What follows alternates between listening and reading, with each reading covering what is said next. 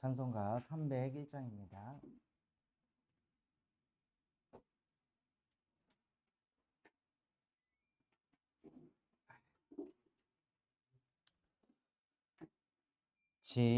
지금까지 지내온 것 주의 크신 은혜라.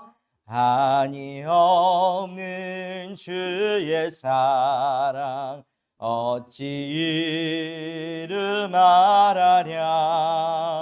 자나깨나 주의 손이 항상 살펴주시고 모든 일을 주 안에서 형통하게 하시네. 몸도 맘도 연약하나 새 힘받아 살았네. 물 붓듯이 부시는 주의 은혜 족하다. 사랑 없는 거리에 나 험한 산길에 맬 때 주의 손을 굳게 잡고 찬송하며 가리라. 주님 다시 배울 날이 날로 다가와 무거운 짐 주께 맡겨 벗을 날도 멀잖네. 나를 위해 예비하신 고향 집에 돌아가 아버지의 품 안에서 영원토록 살리라.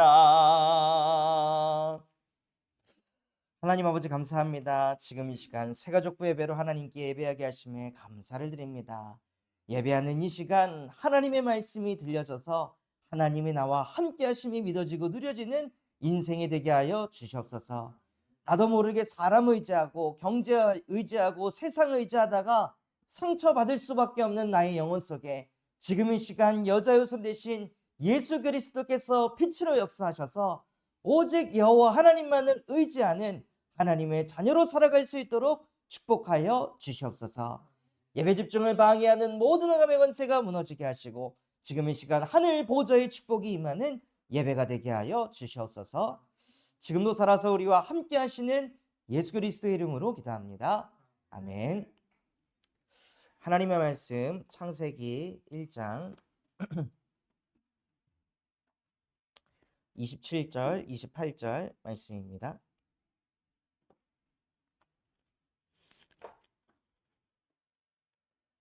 하나님의 말씀 창세기 1장 27절 28절 말씀입니다.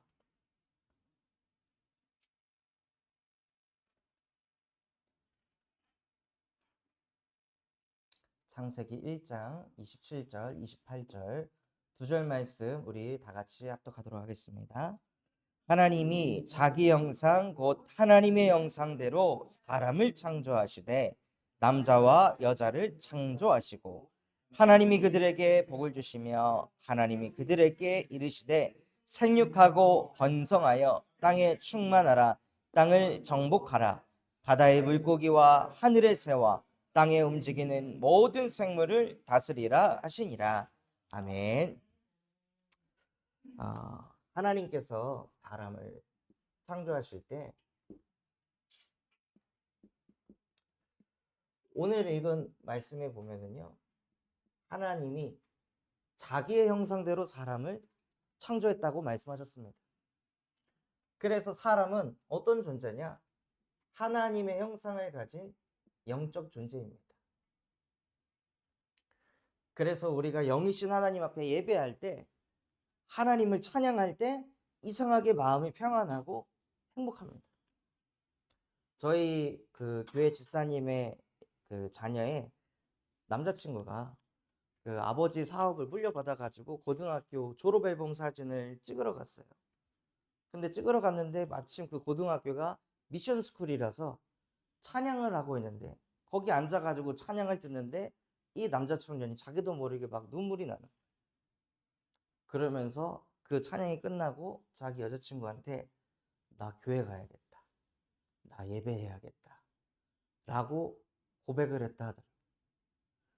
그러니까 이유 없이 그저 사람은 하나님의 형상을 가진 영적인 존재라서 이상하게 하나님의 말씀을 듣는 예배 자리에 그냥 앉아만 있는데도 마음이 평안하고 이상하게 눈물이 나고 이상하게 은혜가 됩니다. 왜냐하면 우리는 하나님의 형상을 가진 영적 존재이기 때문입니다. 그래서 예배하신 우리 모든 새가족분들의 마음속에 하나님의 형상이 회복되어져서 하나님이 주시는 참 행복이 회복되는 예배가 되시기 바랍니다.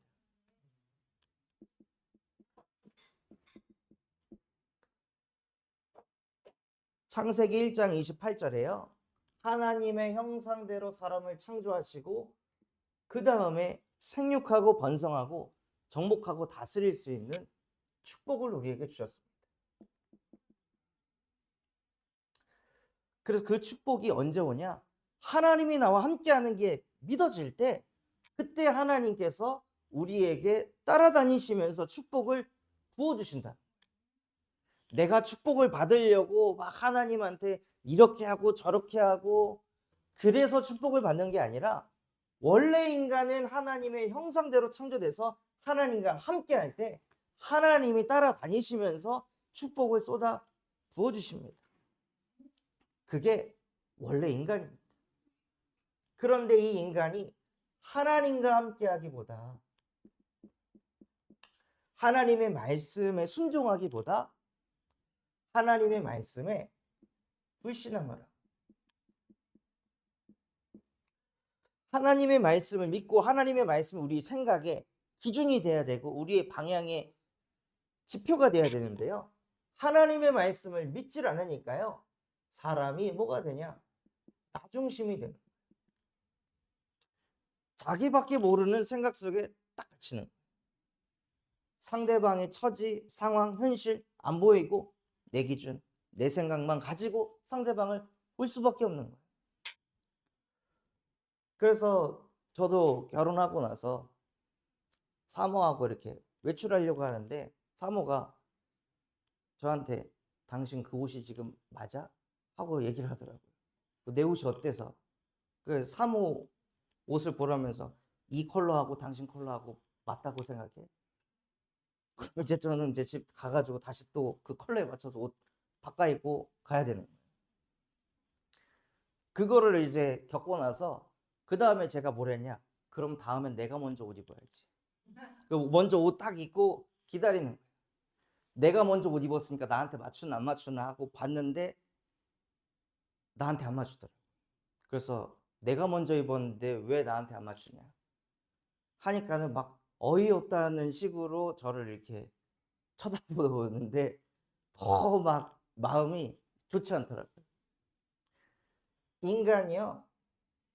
하나님의 말씀이 들어가지 않으면은 모든 것이 다 자기가 기준이 되는 거예요. 그래서 다 나한테 맞춰야 되고 다 나를 공감해야 되고 다 나를 이해해야 된다고 생각하는 거예요. 그런 상태에서 하나님의 말씀에 불순종한 인간 모든 사람이 죄를 범하여서 하나님의 영광에 이르지 못하게 되니까요. 죄 가운데 빠져가지고 항상 보는 것이 육신 중심입니다. 모든 것이 다 육으로만 보는 거예요. 하나님도 왜 믿냐? 내 육신 문제 해결하기 위해서 하나님을 믿어. 내 경제가 조금 회복되지 않을까? 하나님을 믿으면. 내 건강이 치유되지 않을까? 하나님을 믿으면. 하나님을 믿으면 우리 가정이 좀 회복되지 않을까? 이런 생각들을 가지고 하나님을 믿는 이유도 뭐냐? 다 육신 때문에 하나님을 바라보게 됩니다. 그리고 요한복음 8장 44절 너희 아비 마귀에게 완전히 사로잡혀 가지고요. 너희 아비의 욕심대로 행하고자 하느니라. 그래서 이 사단이라는 존재는요. 뭐만 보게 하냐? 결과만 보게 합니다.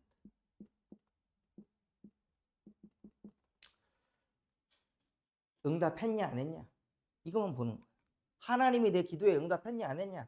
이것만 보는 거예요. 하나님 내게 말씀 주셨는데 그대로 이루셨냐 안 하셨냐? 이것만 보는 거예요. 그거 결과만 딱 보면서 하나님이 살아있네 없네, 하나님이 하셨네 안 하셨네, 이런 걸 가지고 따지는 거죠. 하나님은 요한복음 4장 24절 하나님은 영이셔서 우리와 항상 함께 하시는데 사단이라는 존재에게 딱 사로잡혀 있으면은요, 하나님도 어떻게 보려고 하냐? 결과를 가지고. 하나님이 함께 했다면 내 인생이 이렇게 됐겠나? 하나님이 함께 했다면 우리 가족이 이렇게 됐겠나? 하나님이 함께 했다면 내게 이렇게 어려움이 찾아왔겠나? 하고 결과를 가지고만 하나님을 자꾸 따지니까요, 믿음이 생길 수가 없는 거예요. 믿음 좀 생기려고 하면 내가 원하는 결과 안 오면은 신앙 무너져버리고, 기도 멈춰버리고, 예배 때려치고. 그 결과가 뭐예요? 내가 원하는 결과. 하나님이 원하시는 결과가 아니라 내가 원하는 결과가 이루어졌냐 안 이루어졌냐. 하나님을 내 발밑에 두고 있는 거예요.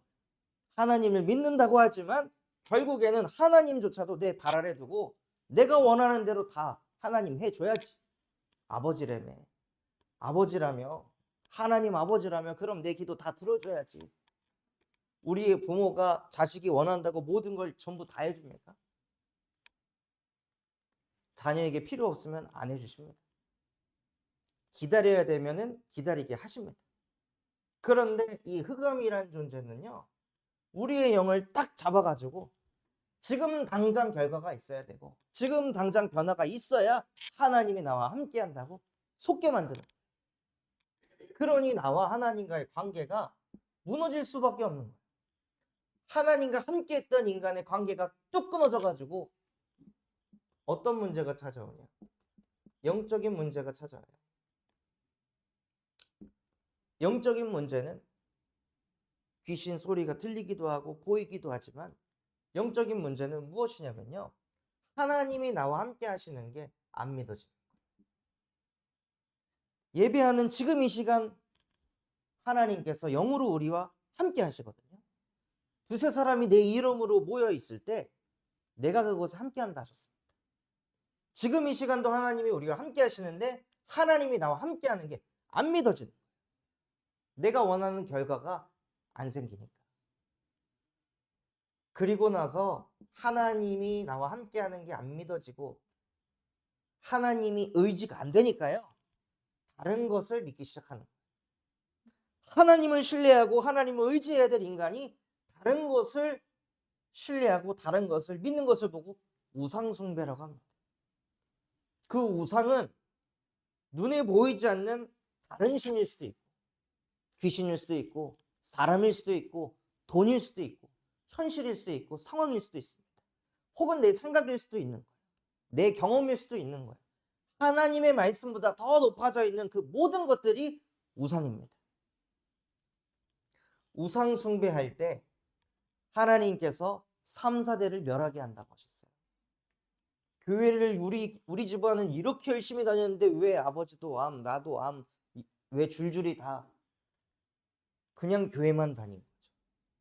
진짜 내 중심이 하나님을 향하고 하나님만을 100% 의지하고 믿고 신뢰하는 삶이 아니라 하나님도 믿고 인간도 믿고 하나님도 믿고 돈도 믿고 말씀도 믿고 나도 믿고.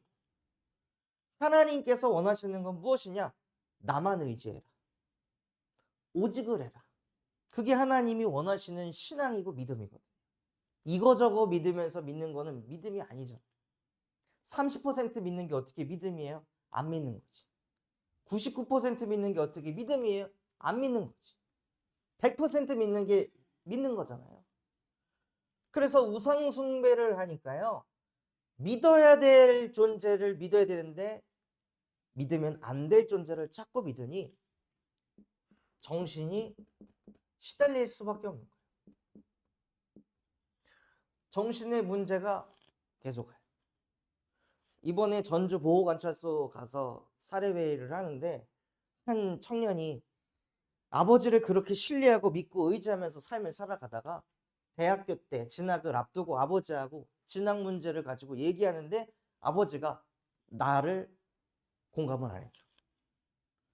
아들은 A라는 학과를 가고 싶어 하는데 아버지는 B를 가요. 그래서 아버지를 자꾸 설득해서 여기를 가게 하려고 하는데 아버지는 아니다. 일로 가야 된다. 이게 더 미래가 촉망받는 것이다. 하고 결국에는 아버지 말씀 따라 일로 가면서 이 청년의 마음 속에 아버지와의 신뢰가 무너지면서 얘가 마약을 하기 시작합니다. 하나님이 아닌 존재를 엄청나게 의지했다가 내가 의지했던 존재가 나를 그렇게 공감해줬던 존재가 나를 공감해주지 않을 때 그때 사람은요 무지막지한 상처를 받고 상실감을 얻습니다. 그런 정신 문제가 오니까는 감당하지 못해가지고 마약에 손을 대고 교도소 가야 되는 그런 상황까지 가게 되는. 그러니 정신이 무너지니까요 육신의 문제가 올 수밖에 없는 거예요. 마태복음 11장 28절에 수고하고 무거운 짐을 다 내가 지니까 하나님께 맡겨야 되는데요 하나님이 안 믿어지니까 못 맡기는 거예요. 내가 머리 굴려야 되고 내가 방법 찾아야 되고 내 열심과 노력으로 인생 풀어가야 된다고 악착같이 노력하면서 살아가다가 육신의 문제가 옵니다. 그리고 이것이 후대 문제로 그대로 내려가는 거예요. 자녀가 똑같은 흐름 속에서 똑같이 살아요. 그리고 죽어서는 내세 문제까지 영원한 지옥에 던져져서 영원한 고통과 저주 속에서 살아가는 것이 하나님 떠난 인간들이 가진 운명입니다. 그래서 진짜 문제는 인간이 나밖에 모르고 육신밖에 모르고 결과밖에 모르는 것이 아니라 인간이 하나님의 말씀에 불신앙해서 죄 가운데 빠져서 사단에게 잡힌 이것이 진짜 문제이기 때문에 하나님께서는 이 문제를 해결하시려고 이 땅에 예수 그리스도를 보내주신 것입니다. 예수 그리스도를 믿어가지고 육신 문제 해결되려고 믿는 게 아닙니다. 예수를 믿었더니 내가 원하는 결과를 얻었다. 그게 아닙니다. 예수를 믿었더니 하나님의 말씀이 들려지고 예수를 믿었더니 내 안에 늘 욕심을 추구하고 결과를 바라보게 만들었던 사단이 박살났고 예수를 믿었더니 내 안에 나도 모르는 그 죄의식이 끝이 나더라. 그게 예수를 바르게 믿는 것입니다.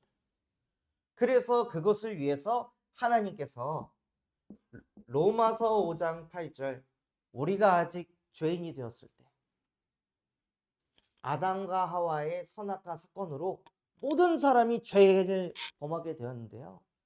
그래서 그 모든 사람을 살리기 위해서 예수께서 십자가에 못 박혀 죽으심으로 하나님께서 우리에 대한 자기의 사랑을 확증하셨습니다. 그리고 하나님 떠나 하나님의 말씀에 불신앙할 수밖에 없는 우리에게 예수께서 길이 되시고 진리 되시고 생명 되셔서 하나님을 만나게 하셨습니다. 또 죄 가운데 빠져가지고 아무도 뭐라고 안 하는데 혼자 죄의식에 눌려가지고 혼자 사람 눈치 보고 혼자 자기 자신 자꾸 포장하고 감추고 그러면서 살아갈 수밖에 없는 죄 아래에 있는 인생 속에 로마서 8장 2절 그리스도 예수 안에 있는 생명의 성령의 법이 이 죄와 사망의 법에서 너를 해방하였느니라 하고 우리를 이 죄에서 해방시키셨습니다. 끊임없이 사단이라는 존재가 모든 생각을 결과 중심으로 하나님도 결과를 가지고 믿게 만들어서 하나님 못 믿게 만드는 그 마귀의 일을 요한일서 3장 8절 하나님의 아들이 나타나신 것은 마귀의 일을 멸하려 하십니다. 하고 우리 눈에 보이지 않는 이 사단의 권세를 박살내셨습니다. 그래서 예수께서 하나님 만나는 참 선지자시며 예수께서 우리를 모든 죄를 사하실 수 있는 참 제사장이시며 예수께서 사단의 권세를 박살내신 참 왕이십니다. 그래서 이 세 가지 일을 십자가에서 다 이루셨다라고 선포하셨습니다. 그 일을 행하신 예수가 누구냐? 그리스도이시며 살아계신 하나님의 아들이십니다. 예수 그리스도를 이렇게 깨달으시기 바랍니다. 그리스도를 믿어서 내가 원하는 결과를 얻기 위해서 결과 얻으면 믿음 좋았다가 결과 안 좋으면 또 믿음 빠졌다가 기복신앙으로 가는 것이 아니라 우리의 근본의 문제를 끝내신 예수 그리스도를 믿는 하나님의 자녀의 축복을 누리시기 바랍니다. 그래서 요한복음 1장 12절에 영접하는 자, 곧 그 이름을 믿는 자들에게는 하나님의 자녀가 되는 권세를 주셨습니다. 예수 그리스도의 이름을 믿고 영접하는 자에게 하나님의 자녀 되는 권세를 주셨다고 하셨습니다. 그래서 날마다 예수 그리스도를 내 마음의 주인으로 영접하시기 바랍니다. 그래서 지금 이 시간 잠시 이 예수 그리스도를 내 마음의 주인으로 영접하는 그 시간을 갖도록 하겠습니다. 눈을 감고 손을 모으고 저를 따라 기도하시면 되겠습니다. 하나님 아버지, 내가 잘 모르고 하나님을 떠나 내 생각대로, 내 기준대로, 내 경험대로 살아온 죄인입니다. 나 같은 죄인을 위하여 예수께서 나 대신에 십자가에 못 박혀 죽으시고 부활하셔서 나의 모든 죄를 십자가에서 다 끝내신 그리스도이심을 믿습니다. 하나님, 내 마음에 문을 엽니다.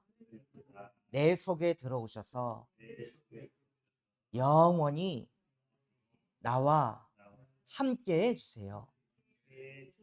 지금도 살아서 나를 구원하신 예수 그리스도 이름으로 기도합니다. 아멘.